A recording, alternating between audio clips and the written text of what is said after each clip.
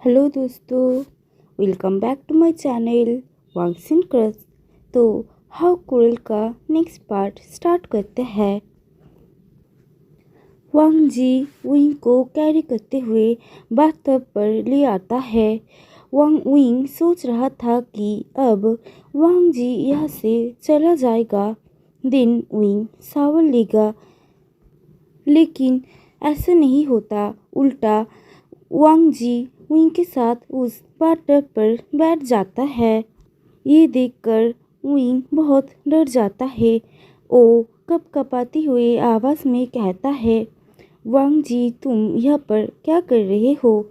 मुझे अभी बात लेना है, तो प्लीज़ यहाँ से जाओ। तो वांग जी कहता है कि लेकिन मैंने क्या किया? तुम बात लो ना, मैंने तो तुम्हें मना नहीं किया।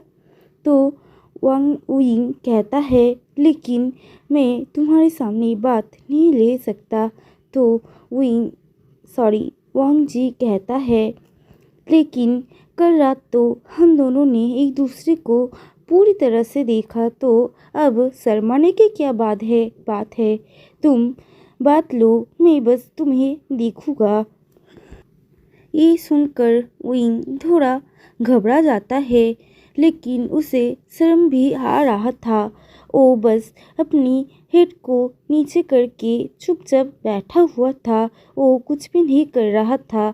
ये देखकर वांग जी विंग के पास आता है और विंग की हेड को अपने हाथों से ऊपर उठाता है और विंग की चिन को पकड़ते हुए उसे एक लॉन्ग सॉफ्ट किस करने लगता है। विंग उस किस में खो चुका था। विंग भी वांगची को किस बैक कर रहा था। थोड़ी देर बाद जब विंग को रियलाइज़ होता है कि वो क्या कर रहा है, तो वो वांगची को पुश करने की कोशिश करता है, लेकिन वो फेल होता है। वांग जी विंग को किस करते हुए उसकी ड्रेस को खोल रहा था और उसे देखते ही देखते पूरा नेकेड कर देता है। विंग बहुत ही डर रहा था, क्योंकि उसे अभी भी डर थे कल रात की वजह से। और अगर वांग जी फिर से शुरू हो गया तो लगता है वो एक हफ्ता चल नहीं पाएगा। वांग जी किस को ब्रेक करके उन दोनों की फोरहेड को मिला लेता है और विंग की आंखों में देखते हुए कहता है, I love you so much, I really love you so much. मैं तुम्हें बहुत ही पसंद करता हूँ। मैं बस तुम्हें हमेशा अपने करीब चाहता हूँ। इसका मतलब ये नहीं है कि हमें हर रोज़ फिजिकल होना ही पड़ेगा। हाँ, लेकिन ये बात अलग है कि अगर मैं अपने आप को कंट्रोल नहीं कर पाया या फिर मेरी लिटिल बेटर को बहुत ही ज़्यादा भूख लगे तुम्हें खाने के लिए, तो वो तो मैं कुछ नहीं कर सकता। ये कहकर वांग जी एक स्मोक करता है। ये देखकर विंग को गूज़बम्प्स आता है, लेकिन विंग कुछ नहीं बोलता। वांग जी विंग को बात लेने में मदद करता है और अच्छी तरह से दोनों क्लीन होने के बाद बाहर आते हैं। वांग जी विंग को ड्रेसअप होने में भी मदद करता है। उसके बाद वांग जी विंग को कहता है, आज ऑफिस जाने की ज़रूरत नहीं है, मैं भी नहीं जाऊँगा। और उसके बाद वांग जी विंग को नीचे ले आता है कैरी करते हुए।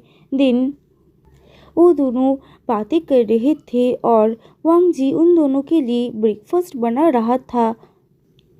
विंग और वांग जी वो दिन एक दूसरे के साथ ऐसे ही स्वीटली बिता देते हैं। ऐसे ही देखते देखते 3 महीने बीत जाते हैं। इन 3 महीने में वो लोग सिर्फ 4 बार इंटीमेट हुए हैं, लेकिन जब भी वो लोग एक साथ आते थे तो वांग जी विंग को छोड़ने का नाम ही नहीं लेता था। विंग भी वांग जी को करने से पहले थोड़ा सोच लेता था। ऐसे ही वो लोग 3 महीने एक साथ बिता देते हैं, लेकिन अभी पता नहीं क्यों विंग वांग जी से थोड़ा दूर दूर रहने लगा है। इवन विंग वांग जी को अपने साथ सोने भी नहीं देता है। अगर कभी भी वांग जी विंग को किस करने की कोशिश करता है तो विंग बहुत ज़्यादा गुस्सा हो जाता है और थोड़ी थोड़ी बात में ही रोने लगता है। वांग जी को लग रहा था कि ऑफिस का काम का बहुत ज़्यादा ही स्ट्रेस है, इसलिए विंग ऐसा बिहेव कर रहा है। ऐसे ही एक दिन वीकेंड में जब वो दोनों एक साथ लंच कर रहे थे तो विंग अपना खाना स्टॉप करके दौड़ते हुए बाथरूम जाता है और वोमिट करने लगता है। वांग जी जब विंग को शांत करने के लिए उसके करीब आता है तो विंग रोने लगता है और कहता है दूर रहो मुझसे, और उसे अपने करीब भी आने नहीं देता। ये सिचुएशन वांग जी के लिए बहुत ही ज़्यादा टेरिबल था क्योंकि वांग जी अब विंग को टच भी नहीं कर सकता था इतनी मुश्किल वक्त में। पता नहीं क्यों वांग जी को देखकर विंग और भी ज़्यादा रो रहा था, उसे हिचकियाँ भी आ रही थी। वांग जी उसे वहाँ से खड़े होकर देख रहा था लेकिन अंदर जाने की हिम्मत नहीं कर रहा था और रोते रोते विंग वहाँ पर ही बेहोश हो जाता है। तो वांग जी वहाँ पर दौड़ के जाता है और विंग को हॉस्पिटल लेके आता है। उसे वहाँ पर पता चलता है कि विंग 2 मंथ प्रेग्नेंट है। ये सुनकर वांग जी बहुत ही ज़्यादा खुश होता है। अब हमें स्टोरी फिर से वांग जी की पॉइंट ऑफ व्यू से दिखाया जाता है। उस दिन मैं इतना ज़्यादा खुश था कि मैं उसे लफ्ज़ों में बयान नहीं कर सकता हूँ। विंग की प्रेगनेंसी टाइम ऐसे ही चल रहा था। अभी भी विंग मुझसे दूर दूर रहता था लेकिन कुछ ही हफ्तों में वो मुझसे कुछ ज़्यादा ही चिपकना शुरू कर दिया था। लेकिन मैं कुछ नहीं कहता क्योंकि मुझे अभी पता है ये सब विंग की मूड स्विंग्स की वजह से हो रहा है। लेकिन अभी विंग 5 मंथ प्रेग्नेंट है तो मैं अभी उसे टच नहीं कर सकता हूँ। वो मुझसे लव मेकिंग करवाना चाहता है लेकिन वो तो मैं नहीं कर सकता हूँ। लेकिन वो हमेशा ही मुझे प्रोवोक करता रहता है। मुझे ही पता है कि मैं कितनी मुश्किल से अपने आप को कंट्रोल करके रखता हूँ। हम बस एक दूसरे को किस करते हैं और कडल करते हैं लेकिन इससे विंग नाराज़ हो जाता है और मुझसे और भी ज़्यादा चाहता है। लेकिन मैं उसे समझा देता हूँ कि अभी हम ये नहीं कर सकते हैं। अभी बेबी 5 मंथ का है, इससे फिर बेबी की हेल्थ को प्रॉब्लम हो सकता है। तो विंग कभी कभी मान जाता है और कभी कहता है कि अभी मैं उससे प्यार नहीं करता हूँ क्योंकि वो मोटा हो गया है। लेकिन ऑनेस्टली मेरे लिए विंग इस दुनिया का सबसे प्यारा इंसान है। मैं उससे कभी भी बोर नहीं हो सकता हूँ। I just love him so much. ऐसे ही टाइम बीत रहा था। कभी कभी तो विंग रात में ही अजीब अजीब बहाना करने लगता है कि उसे अभी रात को आइसक्रीम चाहिए या फिर कुछ स्पाइसी खाना खाना है। तब मेरे लिए थोड़ा प्रॉब्लम हो जाता है क्योंकि मैं उसे उस समय विंग की इच्छा को पूरा नहीं कर सकता हूँ। तब मुझे बहुत ही ज़्यादा बुरा लगता है।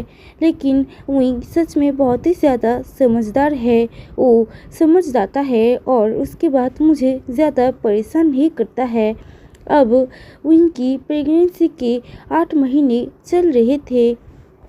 विंग की बेबी बम अब पूरी अच्छी तरह से शो होने लगा था। हम एक साथ बेबी की हार्ट बीट सुनते थे और बेबी जब विंग को किक करता था तो विंग मुझसे शिकायत करता था कि तुम्हारा बच्चा तुम्हारी तरह है, मुझे परेशान कर रहा है। वो समय हम दोनों का सबसे प्यारा समय था। देखते देखते वो समय भी निकल जाता है। अब उस दिन जब विंग की सर्जरी हो रहा था क्योंकि बेबी आने वाला है, मैं बहुत ही ज़्यादा खुश था और डर भी रहा था। एक्चुअली मैं बहुत ज़्यादा नर्वस था। मुझे नहीं पता था कि अगले ही पल क्या होने वाला है। और थोड़ी देर बाद ही मुझे हमारे बेबी की रोने की आवाज़ सुनाई दिया। उसके बाद डॉक्टर ने मुझे अंदर बुलाया और मैं अपनी बेबी को अपनी गोद में लेकर वहीं के सामने खड़ा हुआ था। उसका हालत बहुत ही ज़्यादा बुरा था। डॉक्टर ने कहा था उसे 2 हफ्ते हॉस्पिटल में रहना पड़ेगा, क्योंकि विंग बहुत ज़्यादा ही वीक हो चुका है और बहुत ज़्यादा ही ब्लड लॉस हुआ है। लेकिन बस विंग ठीक हो जाए, मुझे इससे ज़्यादा और कुछ नहीं चाहिए। और हमारा बेबी देखते देखते 1 महीने बीत गया। अब हम दोनों हमारे बेबी आइवन के साथ हमारे अपार्टमेंट में रहते थे। आइवन के साथ हम दोनों बहुत ही ज़्यादा खेलते थे। आइवन सच में बहुत ही ज़्यादा प्यारा बच्चा है, एकदम वहीं की तरह बहुत ही क्यूट एंड एडोरेबल। मैं सच में बहुत ही ज़्यादा खुश हूँ कि भगवान ने मुझे इतना प्यारा फैमिली दिया है। लगता है मुझे इतने दिन जो दुख मिला है, आज भगवान मुझे सुख दे रहे हैं। किसी ने सही कहा है, अगर मैं पहले अपने दुख को झेल लूँ तो मुझे आगे सुख ज़रूर मिलेगा। तो आज के लिए इतना ही। मिलते हैं नेक्स्ट वीडियो में। Bye bye.